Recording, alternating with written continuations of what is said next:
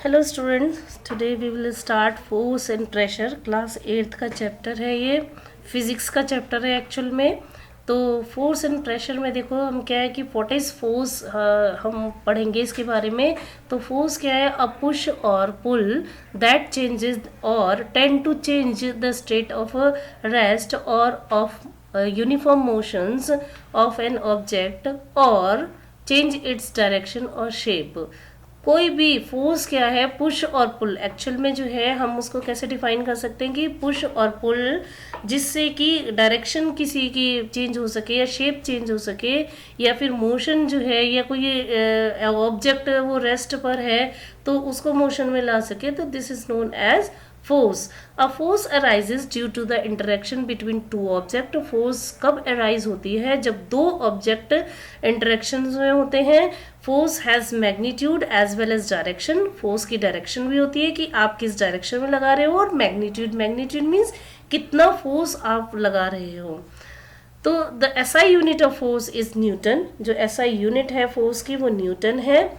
A change in speed of an object or the direction of its motion or both implies a change in its state of motion. Force acting on an object may causes change in its state of motion or change in its shape. जो force है उसके effect क्या पड़ सकते हैं कि जो state है उसको चेंज कर सकता है, उसको मोशन में ला सकता है, या किसी भी चीज को रेस्ट पे लेके आ सकते हैं, या फिर चेंज इन इट्स शेप में भी चेंज कर सकता है। तो this is known as force. तो फोर्स का आप ध्यान रखना कि पुश और पुल जो है we can define it as a force.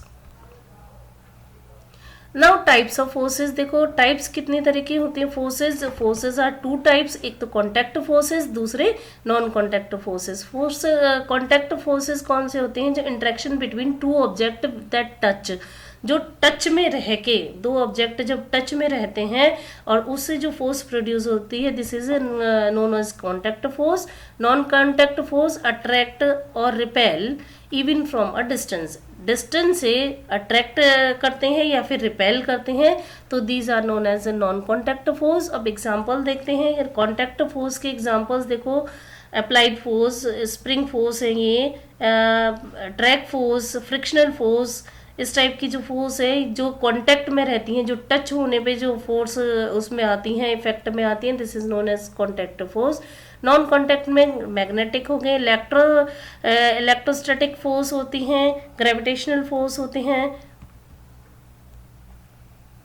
A force can act on an object with or without being contact with it। तो टाइप ऑफ फोर्सेस जैसे कि मैंने अभी बताया था, कॉन्टैक्ट फोर्स डिफाइन इसको हम इस तरह भी कर सकते हैं कि the force act on a body when the source of surface is in actual contact with the body. The point where the force is applied on an object is called the point of application of force। जहाँ पर कि जो point जहाँ पर force applied हो रही है उसको हम point of application of force भी कह सकते हैं, या फिर पॉइंट ऑफ कॉन्टैक्ट भी कह सकते हैं। तो अब इसकी जो टाइप्स हैं देखो, muscular force. First muscular force है। मस्कुलर फोर्स क्या होती है? The force exerted by the muscles of body. जो हम बॉडी की जो मसल्स यूज करते हैं, जो फोर्स हम लगाते हैं, this is known as muscular force. Muscles use कर रहे हैं हम। We make use of muscular force of animals like bullock, horse and camels to get our activities done. तो हम उनके ये जो एनिमल्स वगैरह होते हैं, बुलक, हॉर्स वगैरह, कैमल वगैरह, तो इनके भी हम अपने वर्क के लिए इनको यूज़ किया जाता है। इनकी मस्कुलर फोर्स को हम यूज़ करते हैं।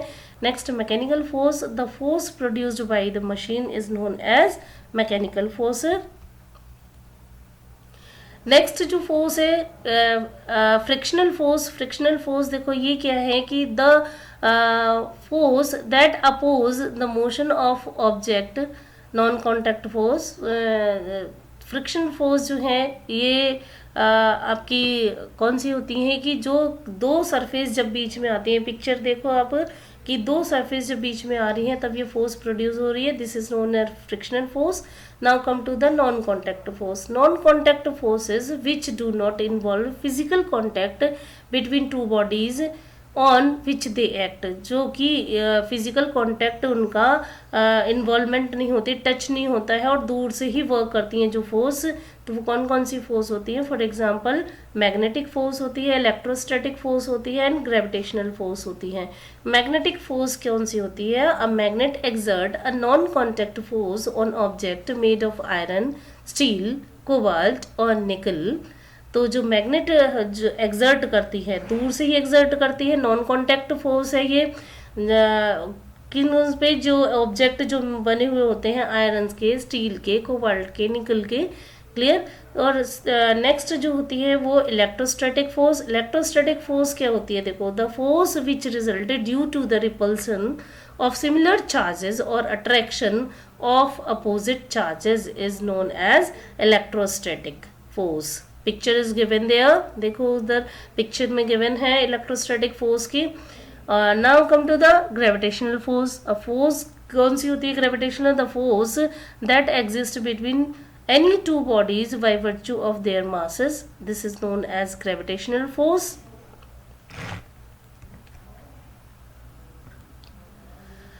Know what causes this happens, ये जो है आपको देखना होगा कि ये जो पिक्चर में गिवन है आपके जो कॉम है, कॉम रब किया जा रहा है हेयर से।